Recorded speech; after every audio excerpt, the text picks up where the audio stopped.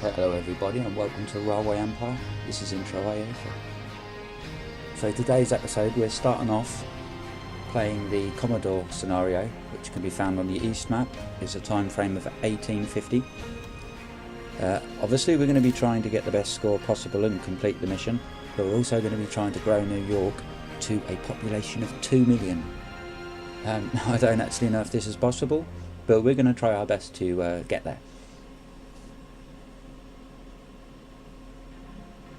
So we're going to be using a very hard AI level. We'll leave a realistic rail network. Going to put the game into manual pause mode, and this is going to be really helpful for trying to do a video. Training Act's kind of like a bit of a rush, to be honest. It's a great game mode, I love it, but we're going to be trying to do things a bit more optimally. So reduce ticket prices for our character. Isn't my uniform fabulous? I designed it myself. Beautiful, mate. We are going to be going for the dock. I know I had it here somewhere. I think that the 20% additional innovation points is going to be most valuable once we get past the early game. This is specifically why I chose the Commodore scenario and not the Metropolis scenario. In the Metropolis scenario, because it's an According to my calculations, time is highly important. Because it's an 1830 scenario, you don't get tech to unlock from a previous era, so you will do this time. Right, so when this game loads in, I'm going to pause it. We'll quickly listen to what it says.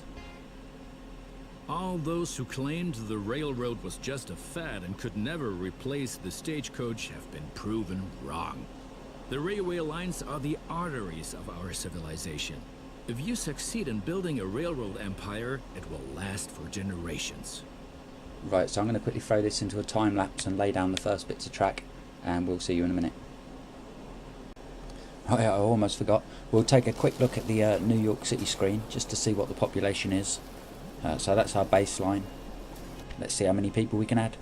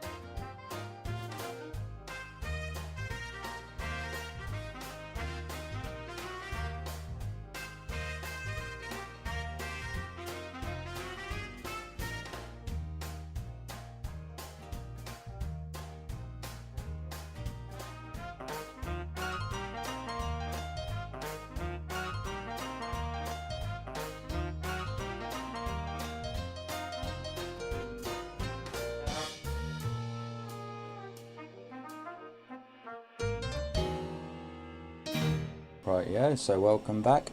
Now we've laid our first bits of track, and you can see that we've gone for quite an aggressive approach with our early game here.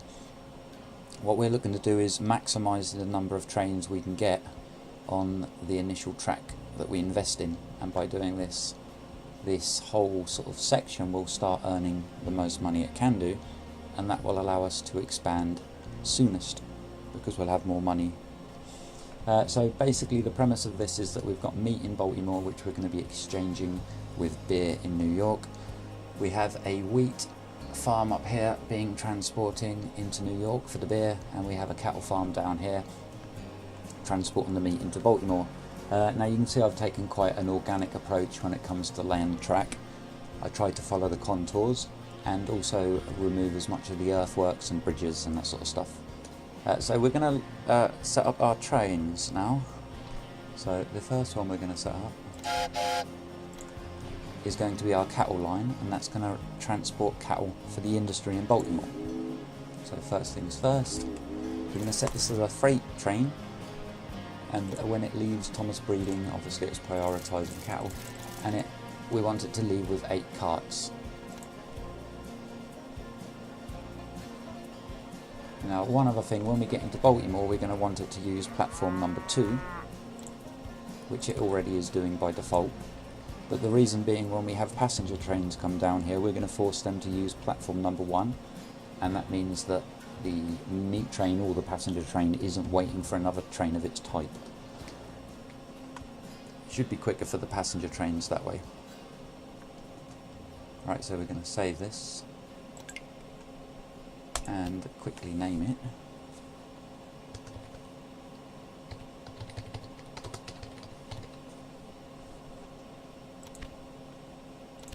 Add our first locomotive, the Philadelphia.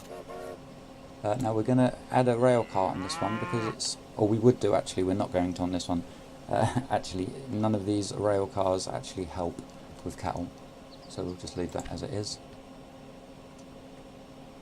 Now we're going to clone this twice and have 3 trains on this run, because we always want to ensure that we have meat being produced in Baltimore for the growth. And as we're trying to grow New York to as big a number as we can, that's obviously very important to provide it with the meat there. Right, so our next lines are going to be the same thing, only it's going to be wheat, this time into New York. So once again, we're going to mark it as a freight train. The reason we're doing this is because we might have a different train type for freight as what we do have on our passenger trains, and when we want to upgrade them, it's a lot easier if you subcategorize them, because you can upgrade just the category. So once again, we're going to be leaving here with 8 carts, and in New York we're going to use platform number 2, so it's always going to be 2 for the freight and 1 for the passengers and mail.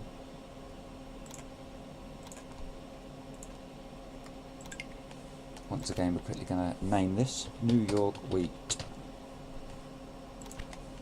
We're going to add our locomotive, and this time we are going to put a rail car on. We can put a refrigerator car on, and this is going to give us a 20% boost. Now if you can imagine the unit price being 1, if you carry 8 carts you get 8 times 1 of 8, and if you carry 7 with a cart on, as long as you've got 7 in there, you'll get 7 times 1.2, which is more than 8. Get your calculators out, because I can't be bothered to work it out. I think it's like 8.4 or something anyway. So refrigerate car is on, and then once again we're going to clone this train twice. So we're going to have 3 wheat trains and 3 cattle trains. We really want to ensure that the production of these things is maxed out right from the start, and that will give us the best profits. So we've got a few more trains to set up now. Don't want to copy that one. We're going to go from Baltimore to New York.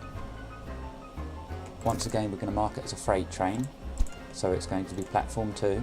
We're going to prioritise these 2 items for the time being. In actual fact, I don't need to do that. That will only confuse things. We're not going to specify 8 carts this time.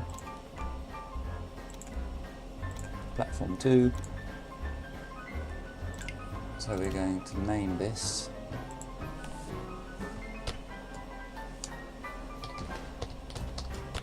like that. Add our locomotive, and again this time we are going to put the refrigerator cart on, because it will be transporting meat from Baltimore to New York, and beer you don't get the bonus for the beer, but you will get it for the meat. So in the long run it's better to do this. You'll miss out on 1 cart worth of like beer being transported, so you'll miss out on the volume, but in the early game you'll be able to handle the volume, and that beer will still be there to take on the next route, if you know what I mean.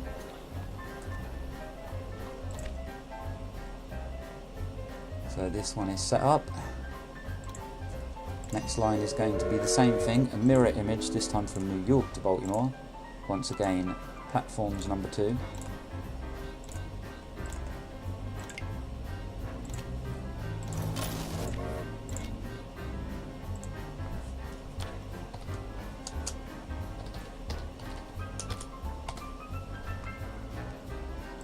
I didn't actually name these to start with when I first started playing the game, but when you've got like 200 trains, it's very important to be able to see exactly what's what, and I found naming them to be very helpful. So again, we're going to put a refrigerator car on this one. So that's our freight sorted between these 2 towns. Now we need to take care of the passenger side of things. Like, as we get closer to reaching a big population in New York, we're probably going to start ignoring the passengers, because we're going to want to be using all of the platforms to import goods to try and grow the city. Because, like, the main aim of this is to get as big a population in New York as possible, obviously, as well as doing the tasks and trying to get a president's scoreline. But that should be fairly easy to do, he says. We shall see. Right, so anyway, we've got to sort out the passenger lines here. So, new rail line, we're going to go from New York to Baltimore. And we're going to use platform number 1 this time. Actually, before we do this, I'm going to put this onto a manual mode. So, platform number 1, excuse me, and we're only going to be taking passengers. And we always want to have a maximum load.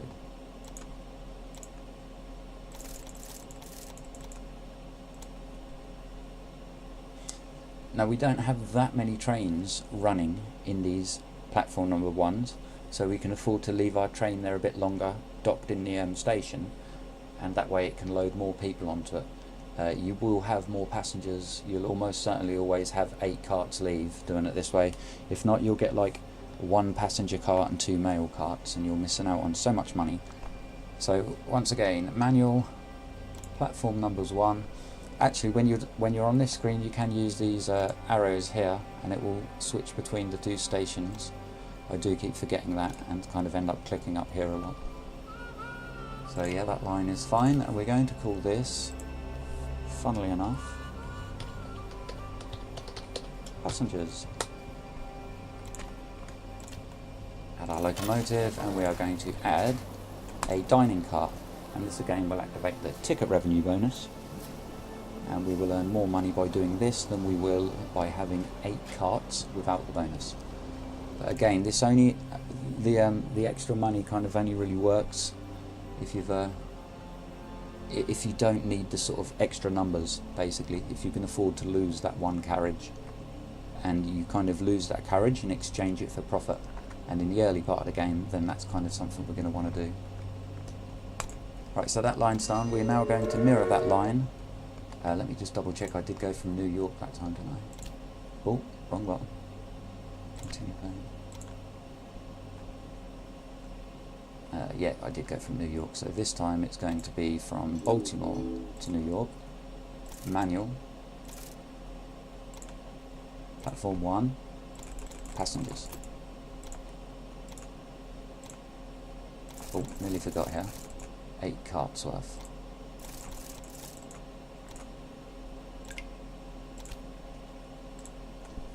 Quickly name it.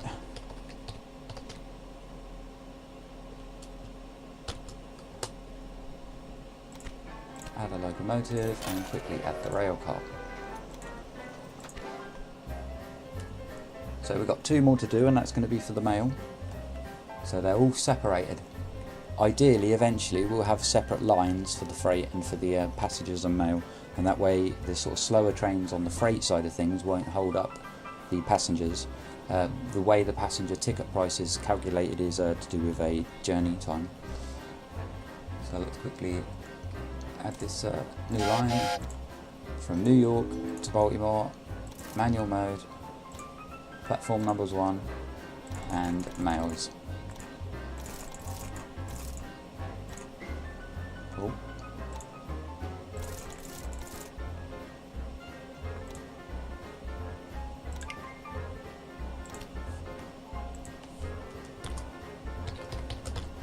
So I don't know how we're going to go on with like future videos, because you know, explaining this sort of stuff once is fine, I guess, but are you really going to watch it like for the 100th time? So it might be we do more time lapses and that sort of thing. We'll see. We can always like summarise it by jumping forward a quarter at a time and that sort of thing. But I want to sort of chronicle it as good as I can for you. Right. Leave us a comment in the in the comment section if you've got any particular ideas on how I should structure this. Right, so quickly add a locomotive on this one and add a mail car. Oh, not a mail, yeah, that's the one. So that's New York to Baltimore. So 1 more to do from Baltimore to New York. Manual mode, platform 1, envelopes. Click, click, click, click, click.